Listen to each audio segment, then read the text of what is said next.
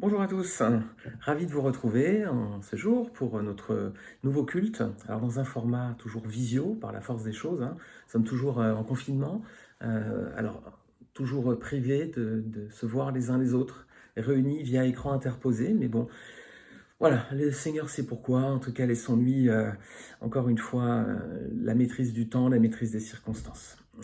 En attendant, nous, ce qui nous est demandé à travers la parole de Dieu, c'est de continuer de prier et de maintenir le lien fraternel, bien sûr, avec les outils à notre disposition, et puis surtout de continuer à sonder ensemble la parole de Dieu, et c'est ce qu'on va faire aujourd'hui.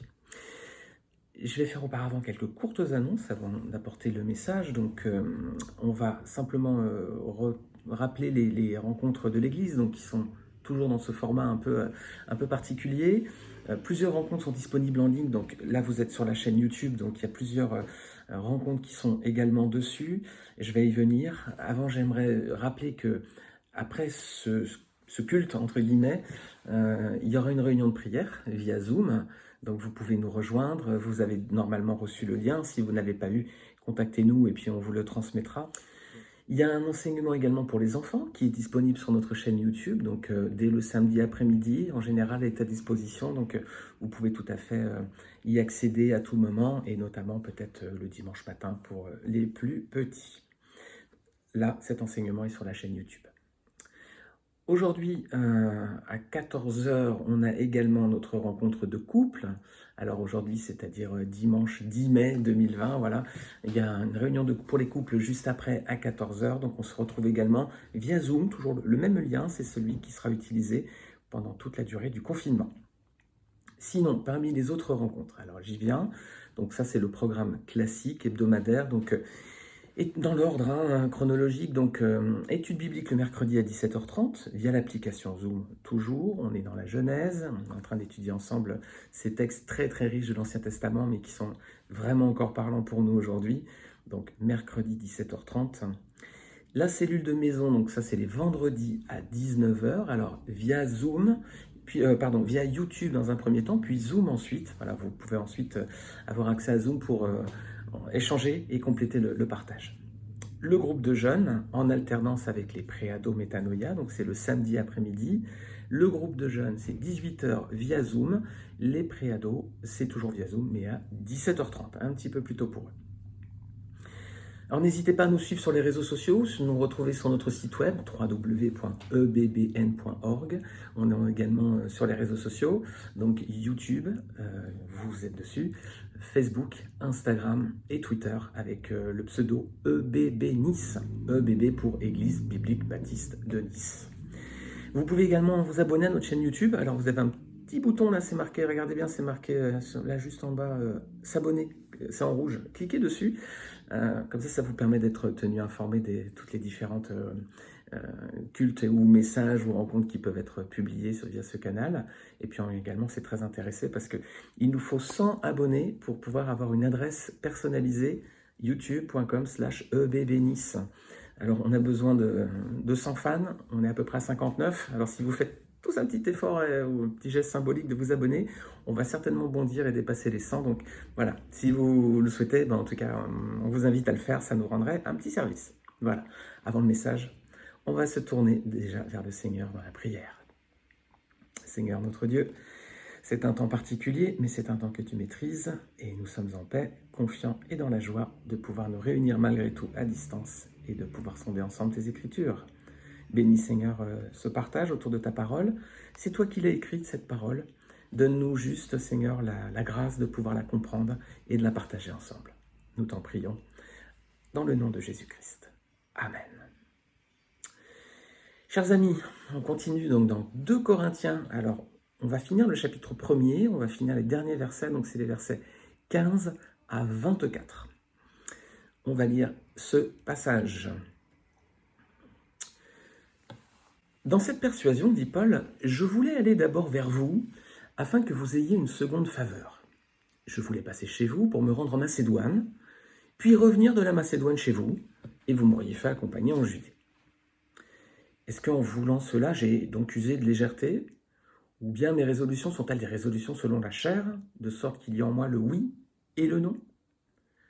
Aussi vrai que Dieu est fidèle, la parole que vous nous avez adressée n'a pas été oui et non. Car le Fils de Dieu, Jésus-Christ, qui a été prêché par nous au milieu de vous, par moi, par Sylvain, par Timothée, n'a pas été oui et non, mais en lui, en Christ, il n'y a que oui. Car pour ce qui concerne toutes les promesses de Dieu, c'est en lui qu'est le oui. C'est pourquoi encore l'amen par lui est prononcé pour nous à la gloire de Dieu. Et celui qui nous a fermés avec vous en Christ et qui nous a oints, c'est Dieu, lequel nous a aussi marqués d'un sceau et a mis dans nos cœurs les arts de l'esprit. Alors, on va voir trois parties, mes amis, on va voir trois parties. Ce texte, il va nous parler, on va essayer d'en trouver des exhortations, on va essayer de trouver des exhortations, des encouragements pour nos vies aujourd'hui. On va voir trois points. Tout d'abord, pourquoi nos projets n'aboutissent pas toujours. On forme parfois beaucoup de projets et pourquoi ils ne s'aboutissent pas, surtout quand c'est des projets pour le Seigneur. On va voir aussi un deuxième aspect qui va être l'attitude de Paul dans la gestion de conflits. Alors c'est valable dans les églises, en dehors. Et puis un troisième point qui sera, j'espère, encourageant pour tous, c'est les bénédictions qui découlent de la conversion au Seigneur. On va voir qu'il y a des points qui sont mentionnés aussi qui peuvent nous encourager beaucoup pour nous montrer vraiment l'amour fort qu'a Dieu pour nous. Tout d'abord, pourquoi nos projets n'aboutissent pas toujours? Bonne question. Alors on va s'arrêter pour répondre à ça sur les deux premiers versets qu'on vient de lire, versets 15 et 16. Je les relis. Dans cette persuasion, je voulais aller d'abord vers vous afin que vous ayez une toute seconde faveur. Je voulais passer chez vous pour me rendre en Macédoine, puis revenir de la Macédoine chez vous, et vous m'auriez fait accompagner en Judée. Alors Paul, il avait donc formé un projet de rendre double visite aux Corinthiens. Ils auraient été bénis, on aimerait tellement voir Paul, eux, ils avaient le projet d'une double visite, une double bénédiction. Une première, quand il allait en Macédoine, et en revenant de Macédoine, il repassait par Corinthe. C'était le plan. C'est des beaux projets pour le Seigneur, On pourrait penser que si c'est un projet pour le Seigneur, évidemment, c'est pour lui, pour son Église, le Seigneur va pourvoir. Ben non, parce que visiblement, ce qu'on voit, c'est que les choses ne sont pas déroulées comme prévu. On n'a pas de détails, même si on comprend un peu à travers d'autres épisodes du livre des Actes et d'autres épîtres, peut-être ce qui a pu se passer, mais les cheminements du voyage sont parfois un petit peu sujets à controverse, donc je ne rentre pas dans le détail. En tout cas, ce qu'on voit, c'est que visiblement, ce projet, il n'a pas eu lieu. Paul n'a pas pu l'accomplir. Alors, c'est pas la première fois que Paul avait un projet missionnaire et que ce projet n'avait pas finalement trouvé sa finalité. Regardez avec moi Acte 15, versets 40 à 41. On lit que Paul choisit Silas et partit confié par les frères à la grâce du Seigneur. Il traversa la Syrie et la Cilicie en fortifiant les églises. Alors, voilà, projet missionnaire, c'est super, jusque-là ça va bien, ça démarre sur les chapeaux de roue, comme on dit, et ça porte du fruit, voilà. Il confiait les frères à la grâce du Seigneur, et il traversa la Cilicie et la Syrie en fortifiant les églises, donc il y a du fruit, le Seigneur est là, et tout va bien. Nous aussi, on aime bien, quand on fait des projets pour le Seigneur, qu'il y a du fruit, ça nous motive, on est très content de ça. On fait un projet d'évangélisation, de distribution, et il y a du fruit. Qu'est-ce qu'on est content et on remercie le Seigneur, et ça fait du bien. Mais les choses vont se compliquer, les amis.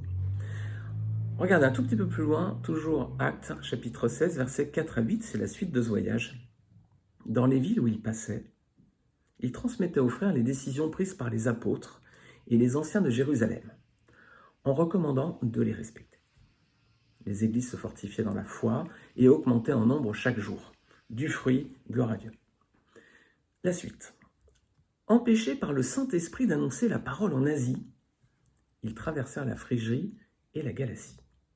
Arrivés près de la Mysie, ils se préparèrent à entrer en Bithynie, mais l'Esprit de Jésus ne leur permit pas. Ils traversèrent alors la Mysie et descendirent à Troas. Qu'est-ce qui se passe ici ? Nos deux amis, là, ils avaient prévu d'annoncer la parole de Dieu en Asie. Alors, c'est pas au Japon, en Corée, en Chine. L'Asie, ça commence dès la Turquie, donc c'est encore dans le bassin méditerranéen.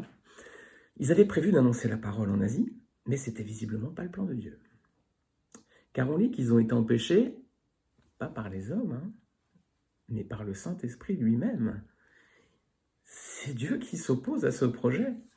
Ils ont ensuite voulu aller en Bithynie, mais là encore, ce n'est pas les hommes ou les circonstances, c'est l'Esprit de Jésus qui ne leur permit pas. Ces projets, mes amis, n'étaient visiblement pas dans le plan de Dieu. C'était des projets pour le Seigneur, mais ce n'étaient pas des projets dans le plan de Dieu. Voilà. Nous, on forme beaucoup de projets, hein. À titre d'église, on en forme beaucoup, et à titre personnel, on en forme aussi, et ils ne se réalisent pas toujours. Et l'épidémie qu'on traverse actuellement, parce que on est en avril 2020, hein, peut-être que vous regarderez ce message dans quelques mois, quelques années, on est toujours en plein confinement Covid-19, on est en avril 2020 lorsque je parle aujourd'hui, pardon, on vient de rentrer dans le mois de mai, on est en mai 2020. On est en pleine épidémie et ça contrecarre tous nos projets. Notre église, elle avait prévu d'organiser plein de choses à cette période. Normalement, on avait des camps de familles et d'enfants en avril et mai. Projets qui sont tombés à l'eau. Il y avait aussi un projet d'évangélisation pour les plus petits, Bulle de vie, dans un parc, etc. C'était un beau projet, avec une belle mission chrétienne pour les enfants. C'était planifié depuis assez longtemps. Projet qui est tombé à l'eau, mes amis, avec le confinement. Projet d'église, projet pour le Seigneur, qui ne s'accomplissent pas. Projet aussi parfois personnel avec mon épouse Ruth. On devait fêter cette année nos 20 ans de mariage et on avait prévu d'aller en Israël pour s'édifier dans la foi, pour voir toutes ces villes et ces images de la Bible. On avait envie d'aller marcher là où le Seigneur a marché, de découvrir la terre d'Israël. C'était aussi pour notre foi, hein, pour notre édification, pour fêter 20 ans de mariage. Mais là encore, projet qui est tombé à l'eau. Alors, quand ça marche pas, même quand c'est pour le Seigneur, est-ce qu'on doit être triste, les amis? Est-ce qu'on doit être désappointé lorsque le Seigneur s'oppose à nos plans? Est-ce qu'on doit avoir cette attitude-là? Ben non, parce que le Seigneur a la main sur toute chose. C'est ce qu'il nous dit dans Proverbes. Des Proverbes, il y a beaucoup de sagesse, bien sûr, comme dans toute la Bible. Regardez dans Proverbe 19, verset 21, il y a des paroles concrètes de Dieu. Hein. Il nous dit: il y a dans le cœur de l'homme beaucoup de projets. Et je viens d'en citer quelques-uns. Mais c'est le dessein de l'Éternel qui s'accomplit. Ah, dans le cœur de Paul et de Silas, il y avait beaucoup de projets. Hein. C'était des beaux projets pour le Seigneur. Hein. Vraiment, on aurait dit Amen. Et en tant qu'Église, on aurait prié pour ça. Hein. Mais c'est le dessein de l'Éternel qui s'accomplit. Alors, le Seigneur, mes amis, il dirige toutes choses. Il faut qu'on lui fasse confiance. Vraiment, il faut faire confiance à Dieu sur toutes ces choses-là. La Bible affirme en Romains 8, 28 que toute chose concourt pour le bien de ceux qui aiment Dieu, qui sont appelés selon son dessein. Tout concourt pour le bien de ceux qui aiment Dieu, mes amis. Donc, quand ça se passe pas bien, comme le voyage de Paul et de Silas, comme nos camps, comme nos voyages en Israël, ayons confiance, ayons la paix, parce que tout concourt pour le bien de ceux qui aiment Dieu, de ceux qui sont appelés selon son dessein. Alors laissons le Seigneur, il sait très exactement ce qu'il fait. Paul et Silas, voyage missionnaire avorté, Dieu avait autre chose en tête, il avait un autre plan. Et bien on va voir ce que c'est l'autre plan de Dieu. Pourquoi ils n'ont pas pu aller là quand même? C'est quand même étonnant ça. Regardez le verset suivant, la suite du voyage. Je rappelle, empêchés par le Saint-Esprit d'annoncer la parole en Asie, ils traversèrent la Phrygie et la Galatie, arrivés près de la Mysie, se préparaient à entrer en Bithynie, mais l'Esprit de Jésus ne le leur permit pas. Ils traversèrent alors la Mysie et descendirent à Troas. Verset suivant, pendant la nuit, Paul eut une vision. Un Macédonien lui apparut et lui supplia: « Passe en Macédoine, secours-nous. » C'était quoi le plan de Dieu? C'était pas qu'ils aillent en Asie ou en Bithynie, c'était qu'ils aillent en Macédoine. Et rappelez-nous, dans les versets qu'on a lus en introduction, le plan de Paul, en passant par l'église de Corinthe, l'idée c'était de rejoindre la Macédoine et au retour de Macédoine, de repasser par l'église de Corinthe. Cette fameuse Macédoine à évangéliser, à exhorter, c'est là où Dieu, à ce moment-là, acte 16, voulait que Paul aille. Vous voyez, on ne comprend pas le plan de Dieu parfois. Oui, le Seigneur, il sait précisément ce qu'il veut faire. Là, son plan, c'était un autre endroit, et on retrouve ce passage dans 2 Corinthiens. Soyons confiants. Même si on est en pleine épidémie de Covid, on est confiné à la maison, le Seigneur sait, il a la maîtrise de toutes choses, et on verra bien que ce confinement va certainement apporter son lot de fruits et de réjouissances malgré la détresse. Donc, on verra peut-être pas tout de suite, on va peut-être comprendre plus tard. Il faut rester, les amis, confiants dans le Seigneur. On va voir un deuxième point. Parce que Paul, vous savez qu'il avait beaucoup de détracteurs dans l'église de Corinthe. C'est une église pour laquelle il s'était beaucoup donné et il avait beaucoup reçu. Surtout de coups d'ailleurs, plus qu'autre chose. Il avait beaucoup donné à cette église et en retour, il avait reçu beaucoup de coups. Et il y avait beaucoup de conflits. Alors, on va regarder ce deuxième aspect, comment Paul gérait les conflits. Parce qu'en fait, ce projet de voyage avorté qu'on vient d'un petit peu de détailler, ça va être un prétexte pour ses détracteurs pour calomnier l'apôtre. Regardez, c'est les versets qu'on a lus, 2 Corinthiens chapitre 1, verset 17. Paul dit, en formant ce projet de voyage, ai-je donc fait preuve de légèreté? Ou bien mes décisions sont-elles purement humaines, de sorte qu'il y aurait en moi à la fois le oui et le non? Donc voilà, Paul, encore une fois, il répond à ses détracteurs. Un projet de voyage avorté, c'était autant d'arguments pour critiquer cet apôtre. Cet apôtre, il est jugé comment là? Il fait preuve de légèreté, ses décisions étaient certainement selon eux purement humaines, et c'était quelqu'un d'inconstant d'après eux, parce que, bon, il y a en lui le oui et le non, quoi, le chaud, le froid, le un coup à droite, un coup à gauche, un coup en haut, un coup en bas. On ne sait pas quoi faire avec ce Paul-là. Il est léger, il est humain, vous voyez, c'était pas des projets de Dieu, donc il prend des coups parce qu'on va lui reprocher un petit peu ce projet qui n'est pas venu à son terme. En France, on dit, qui veut tuer son chien dit qu'il a la rage. Voilà. Si vous voulez tuer votre chien, vous dites qu'il a la rage, comme ça vous avez un bon prétexte pour le faire et personne ne pourra vous le reprocher, voire les gens vont vous aider. Regardons ce que va faire Paul dans cette gestion de conflit. Il est vraiment pris à partie. Alors là, on est dans un contexte d'église, ça peut être un autre contexte, mes amis. C'est une gestion de conflit assez classique. Ça peut être au travail, ça peut être dans votre entourage, dans votre famille, dans votre environnement, vos voisins ou autres. On cherche à vous calomnier. Alors, Paul, on va voir comment il va gérer cette situation qui était vraiment de la pure calomnie pour le coup. Qui d'entre nous aujourd'hui à la lecture de la Bible peut dire « Ah, ils avaient raison, Paul, vraiment, un mauvais esprit. » quoi. On va regarder dans le texte qu'on a lu en introduction, les versets 18 et 20, comme ça on avance dans l'étude de ce passage. « Aussi vrai que Dieu est fidèle, nous dit l'apôtre, la parole que nous vous avons adressée n'a pas été oui et non. En effet, le Fils de Dieu, Jésus-Christ, que nous avons prêché au milieu de vous, Sylvain, Timothée et moi, n'a pas été oui et non. Au contraire, en lui, il n'y a que le oui. En effet, pour toutes les promesses de Dieu, c'est en lui, Jésus-Christ, que se trouve le oui, et c'est donc aussi par lui que nous disons Amen à Dieu pour sa gloire. Alors Paul, en fait, il va utiliser cette situation compliquée pour parler du Fils de Dieu, de Jésus-Christ. Regardez, certains calomniaient Paul, lui, il prend les projecteurs, il les tourne sur Jésus-Christ, celui qu'il a prêché au milieu d'eux, et il leur dit, vous pouvez dire tout ce que vous voulez sur moi, mais ce Christ, le Fils de Dieu qu'on a prêché au milieu de vous, il n'est pas inconstant, et c'est lui qui permet de répondre par oui à toutes les promesses de Dieu. Voilà l'attitude de Paul. Dans les situations, dans les problèmes, il remet les projecteurs sur Christ. Et il dit, voilà, vous me faites des reproches que je suis inconstant, mais le Christ qu'on vous a prêché, le Fils de Dieu, lui, ne l'est pas. Et il permet de répondre par oui à toutes les promesses de Dieu. Alors, c'est quoi ces promesses de Dieu? Il y en a au moins 4. Il y a 4 promesses que Dieu a accomplies à travers Jésus-Christ, et bien sûr Jésus-Christ et Dieu lui-même.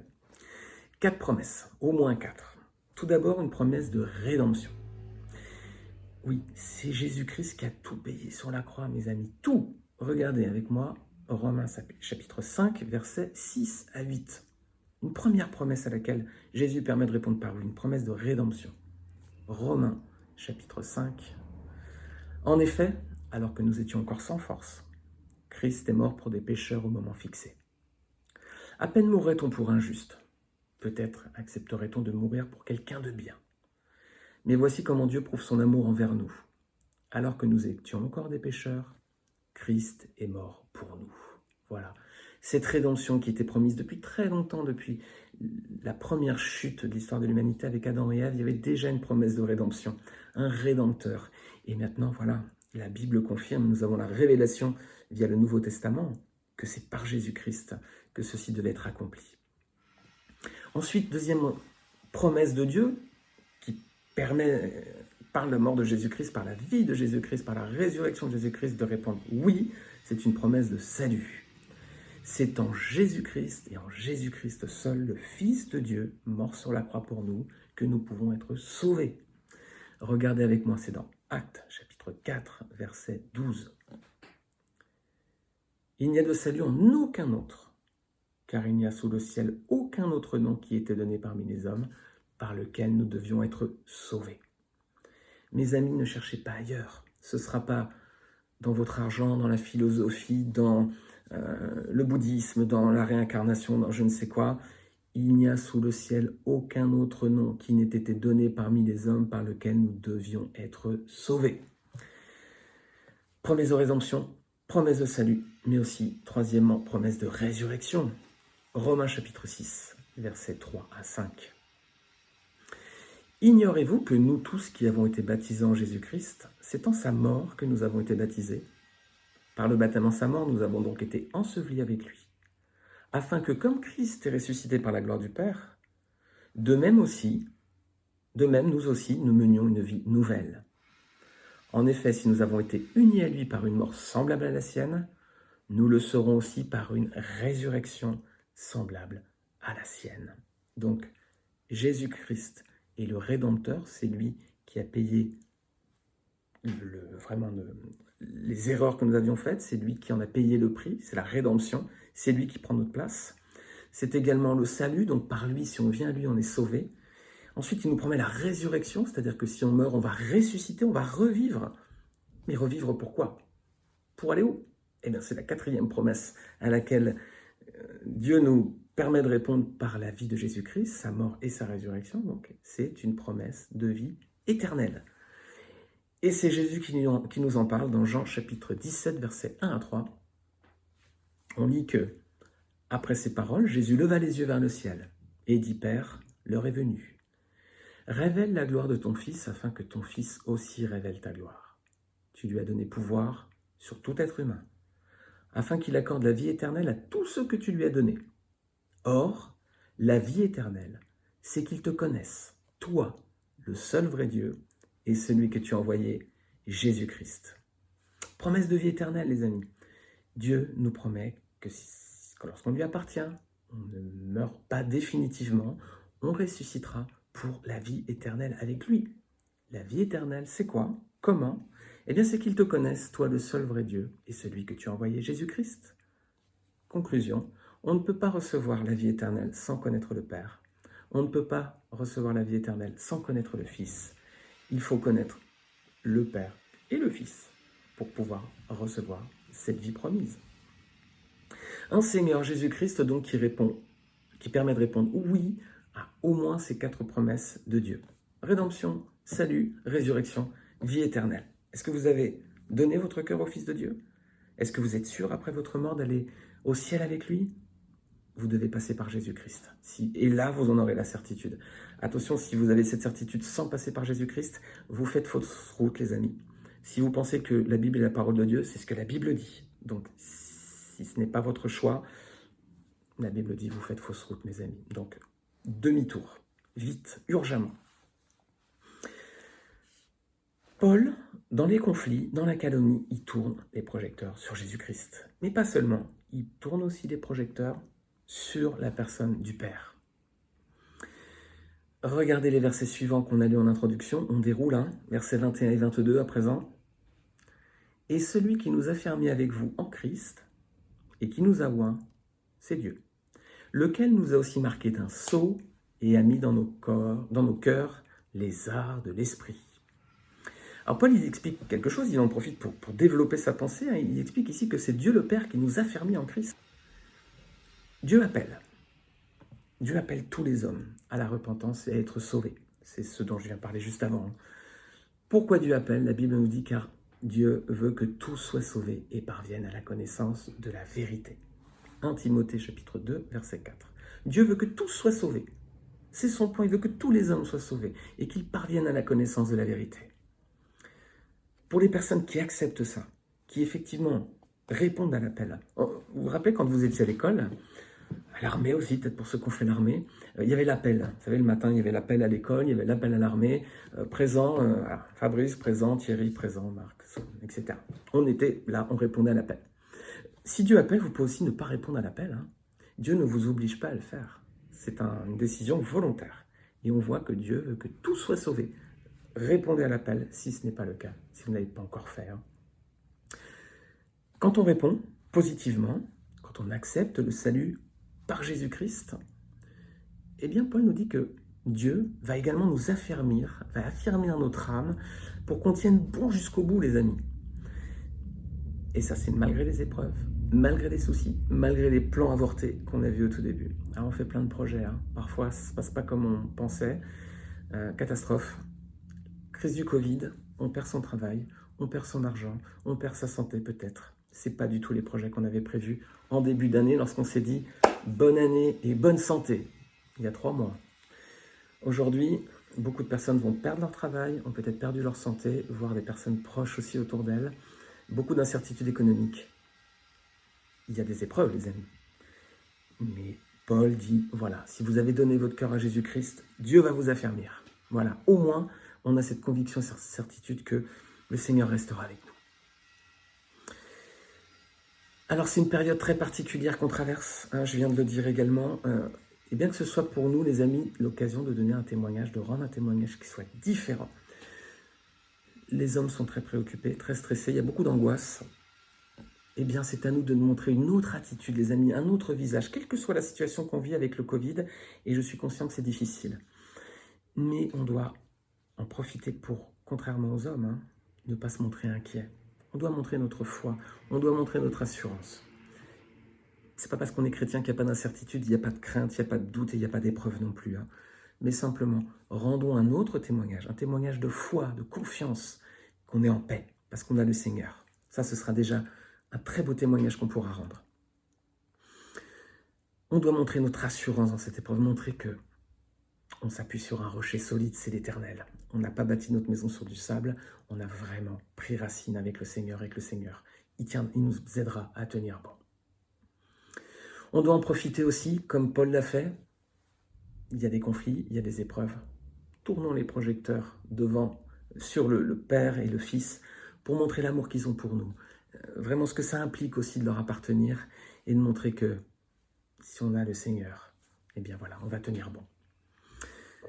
C'est ce qu'on avait vu d'ailleurs, pour ceux qui étaient avec nous mercredi dernier dans l'étude biblique.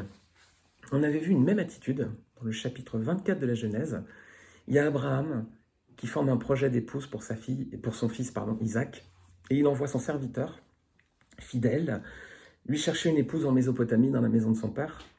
Et ce serviteur, on s'est arrêté sur lui, et on a vu quelle attitude il avait lorsque Rebecca et sa famille lui ont posé des questions pour lui demander d'où il venait. Il était très bref, il a dit, il s'est présenté, je suis serviteur d'Abraham, et tout de suite, il a parlé d'Abraham et de son fils Isaac. Et on avait vu une superbe analogie avec le royaume de Dieu à venir, et comment le Saint-Esprit ne parlait pas de lui, et c'était l'image du serviteur, le Saint-Esprit, il parle du Père et du Fils. C'était juste une petite parenthèse pour vous donner envie de nous rejoindre à l'étude biblique du mercredi 17h30. Ce serviteur, il aurait pu dire, ouais, vous savez, j'ai fait un long voyage, hein. Oh là là, je viens de Canaan jusqu'en Mésopotamie, j'ai marché longtemps, il faisait chaud, j'étais fatigué, voilà, je suis de là-bas, je suis telle personne, voilà. Il n'a pas parlé de lui, de sa fatigue, de qui il est, il a parlé du Père et du Fils. Alors dans ces moments difficiles que nous traversons, et quelles que soient les épreuves que nous traverserons plus tard, profitons-en toujours pour orienter vers le Père et vers le Fils, plutôt que vers nous. On va regarder un troisième et dernier point, chers amis, ce matin, les bénédictions qui découlent de notre conversion. Quand on donne son cœur au Seigneur, et j'insiste ce matin sur ce point, il y a aussi des bénédictions. Il y a des bénédictions en retour. Et on va finir justement en reprenant le dernier verset qu'on avait lu en introduction.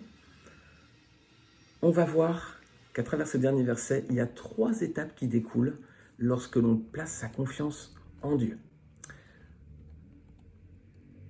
Et celui qui nous a fait mis avec vous en Christ et qui nous a oints, c'est Dieu, lequel nous a aussi marqués d'un sceau et a mis dans nos cœurs les arts de l'Esprit. Alors, si vous avez déjà donné votre cœur au Seigneur Jésus-Christ, amen, c'est une confirmation de ce que vous avez déjà reçu de la part de Dieu. Et si vous n'avez pas encore fait, voilà ce qui vous attend. 3 choses qu'on dit dans ce verset. Nous sommes consacrés par onction, nous sommes marqués par un sceau et nous recevons dans notre cœur les arts de l'Esprit. Alors, on va regarder tout ça. Premièrement, nous sommes consacrés par son onction. C'est quoi ce terme de consacré par onction aujourd'hui? Bon, ça ne nous parle pas trop. Il faut savoir qu'en Israël, dans l'Ancien Testament, ce sont les rois qui étaient consacrés par onction. C'est valable aussi dans notre histoire, hein, l'histoire de France, Charlemagne, Clovis. Voilà, ils ont également été consacrés par onction. Regardez avec moi dans 1 Samuel chapitre 16. Dans cette histoire, Dieu a retiré le titre de roi à Saül, qui était le premier roi d'Israël. Saül s'est vraiment mal comporté. Dieu lui retire le titre de roi et il va envoyer maintenant le prophète Samuel dans la maison d'un homme nommé Isaïe pour chercher celui que Dieu voulait pour succéder. Alors, Samuel arrive à la maison de cet homme, il fait défiler 7 de ses fils, et puis s'il n'y a aucun, le Seigneur, non, c'est pas cela. Et on va lire des versets suivants, 1 Samuel chapitre 16, versets 11 à 13. Puis Samuel dit à Isaïe, « Tous tes fils sont-ils là ?»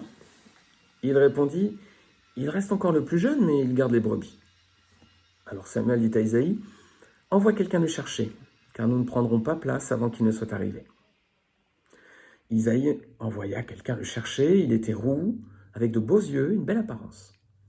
L'Éternel dit à Samuel, « Lève-toi, verse de l'huile sur lui, car c'est lui. » Samuel prit la corne d'huile et le consacra par onction au milieu de ses frères. L'Esprit de l'Éternel vint sur David à partir de ce jour et par la suite. On voit ici David qui est consacré par onction. Voilà. Nous aussi, on a le privilège, les amis, comme enfants de Dieu, d'être aussi oints par onction comme un roi en Israël. C'est le même terme, c'est la même image. Hein. C'est aussi cette image qu'utilise le Nouveau Testament.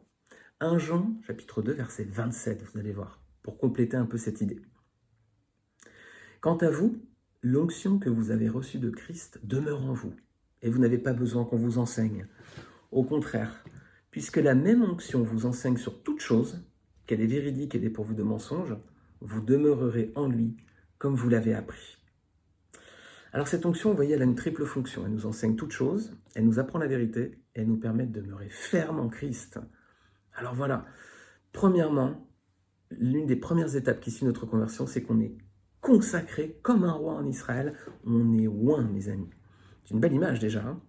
Vous vous rappelez le film Narnia, à la fin, les enfants étaient vraiment traités comme des rois. Ils ne méritaient rien pourtant. Hein. Entre la désinvolture de certains, l'orgueil des autres, etc. Ils ne méritaient pas d'être nommés rois, mais pourtant ils étaient faits rois. À la fin, c'est une très belle image aussi de ce qui nous attend dans le royaume des cieux. Donc on est oint comme un roi. Et on est également marqué par un sceau. On va développer ce point dans Éphésiens, chapitre 1, versets 13 et 14. Qu'est-ce que c'est que ce sceau? En lui, vous avez, après avoir entendu la parole de la vérité, l'évangile de votre salut, en lui, vous avez cru et vous avez été scellés du Saint-Esprit qui avait été promis, lequel est un gage de notre héritage par la rédemption de ceux que Dieu s'est acquis pour célébrer sa gloire. Là encore, mes amis, à l'époque, et un peu dans les temps passés, aujourd'hui les sceaux, ça existe beaucoup moins, on a des signatures électroniques par internet, on a des systèmes très modernes, mais à l'époque, le sceau, c'était ce qu'on mettait sur les documents, ça avait pour but d'identifier le courrier et de dire, voilà, ça c'est le propriétaire. Par exemple, un acte de propriété, il y avait un sceau dessus, on disait, ça appartient à telle personne. Parfois, les actions d'une société aussi étaient des actions, le capital c'était du papier, et celui qui avait ce papier-là détenait le capital de la société, il y avait un sceau dessus, c'était pour montrer l'appartenance, à qui il appartient. Eh bien, ce sceau, mes amis, ce sceau du Saint-Esprit qu'on vient de lire, c'est le signe de notre appartenance à Dieu. Dieu voit qu'on lui appartient. On a le sceau, les amis, le sceau du Saint-Esprit, et ça doit se voir dans nos vies. Alors, si on est chrétien, j'espère que ça se voit dans nos vies, les amis. Est-ce que quand les gens nous voient dans nos activités, on se dit, il y a un sceau, il y a le sceau du Saint-Esprit.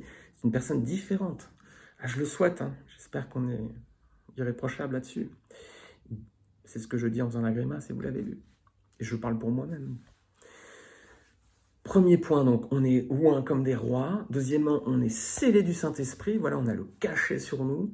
Et troisièmement, on reçoit quelque chose dans notre cœur. C'est les arts de l'esprit. Vous savez ce que c'est des arts, Quand vous, par exemple, vous réservez un voyage, c'est compliqué en ce moment, les voyages. Si vous réservez une voiture ou autre chose, vous voulez acheter quelque chose, vous versez d'abord des arts. C'est-à-dire ça vous permet de réserver l'objet ou le voyage. Et puis ensuite, vous allez compléter la somme et vous allez pouvoir en être propriétaire. Mais au début, vous versez des arts, c'est un acompte. Ça vous permet ensuite, vous avez un droit, vous êtes prioritaire et ensuite, vous allez pouvoir racheter la part qui manque. Ben, les arts de l'esprit qu'on a à présent, c'est ça aussi, mes amis. C'est que pour l'instant, Dieu a versé en nous des arts de l'esprit, un acompte. Le Saint-Esprit qu'on a pour l'instant, c'est un acompte. Ce qui nous attend après va être encore plus glorieux, mes amis. On va être en plus dans la présence de Dieu et on aura vraiment la plénitude avec lui. Donc, pour l'instant, considérons ce qu'on a reçu. La Bible nous parle d'art, c'est un acompte. Ça va être encore bien plus glorieux lorsqu'on sera avec le Seigneur dans l'éternité. Alors, si on a donné son cœur à Jésus-Christ, voilà, mes amis, ce qui découle. J'espère que ce sera une exhortation pour vous, de dire, je suis oint comme un roi, je suis scellé du Saint-Esprit, j'appartiens à Dieu, et j'ai cette joie dans mon cœur, mais et en plus, c'est qu'un acompte, c'est qu'un art, je vais avoir beaucoup plus après. Pourquoi je ferai demi-tour et pourquoi je laisserai le Seigneur? Non. Ça nous permet d'aller de l'avant, même dans les périodes de crise dans lesquelles on traverse. Bien entendu, c'est ce qui fait aussi notre assurance. Alors j'espère que c'est un message d'espérance, les amis, qui va remplir nos joies dans cette période un peu difficile, et que quand on en sera sorti, et a priori c'est pour bientôt, et bien qu'on aura le plaisir de se dire, Seigneur, voilà, tu as permis des circonstances, mais à travers celles-ci aussi, on a beaucoup appris et on a progressé. Alors je vais conclure, chers amis, à présent. On a vu ce matin 3 points ensemble. Tout d'abord que l'homme forme des projets, mais ce sont les plans de Dieu qui s'accomplissent. Alors il ne faut pas être triste et troublé quand quelque chose ne se fait pas comme on voudrait, un voyage, un projet même pour le Seigneur. Voilà. Ne soyons pas tristes ni troublés. Dieu a le contrôle de toutes choses. Il voulait juste que Paul et Silas aillent en Macédoine. Et ça a apporté du fruit après. Ça a été la bénédiction pour ces personnes. Laissons le Seigneur. Quoi qu'il en soit, dans toutes circonstances, confions-nous en lui. Et on a vu que quand il y avait des conflits, quand Paul était confronté à des situations même qui étaient injustes, il tournait pas, il se plaignait pas, il disait pas « malheureux que je suis, quel mal vous me faites », il disait « regardez à Jésus-Christ, regardez au Père ». Et il avait cette faculté de résoudre ses conflits en tournant le regard des gens sur le Père et le Fils. Et ça, c'est, je pense, une qualité qu'on doit aussi cultiver. On avait vu que ce Seigneur répondait... Jésus-Christ permettait de répondre par oui à 4 promesses de Dieu, promesses de rédemption, de salut, de résurrection et de vie éternelle. C'est ce qu'il mettait aussi en avant dans cette partie-là. Et on a fini en voyant les 3 étapes, les 3 bénédictions que nous recevons à la conversion. On est uni oint comme un roi, on est marqué par un sceau qui marque notre appartenance à Dieu, et donc on reçoit dans nos cœurs les arts de l'esprit. Alors j'espère que si vous n'avez pas encore donné votre cœur à Jésus-Christ, si vous n'avez pas fait la paix avec Dieu, j'espère que ce sera un encouragement, vraiment une exhortation pour vous à le faire, ne pas attendre. Vous savez que tout peut basculer très vite, et on le voit actuellement, notamment dans ces temps difficiles de crise sanitaire. Et je vais prier pour conclure, et je vais vous inviter, si vous n'avez pas encore fait la paix avec Dieu, à me rejoindre dans cette prière. Seigneur, en effet, nous voulons te prier parce que tu es maître de toutes choses. Et Seigneur, c'est toujours ta volonté qui s'accomplit. D'autant plus, Seigneur, lorsque nous te remettons nos vies et que nous te laissons le volant, Seigneur. Prends le volant, conduis, Seigneur. Conduis nos vies. Le parcours est accidenté. Nous ne connaissions pas le plan. C'était pas du tout celui que nous avions prévu au départ. Et puis les plans sont chamboulés avec, Seigneur, tous ces problèmes actuels. Tu connais le trajet, tu connais la feuille de route, tu sais où on va. Seigneur, on te laisse le volant, on te laisse piloter et on s'assoit juste à côté de toi. Seigneur, il y a peut-être certains qui ne sont pas encore montés dans cette voiture, qui n'ont pas encore pris la place à tes côtés. Je prie, Seigneur, qu'ils lâchent le volant de leur vie pour te le confier.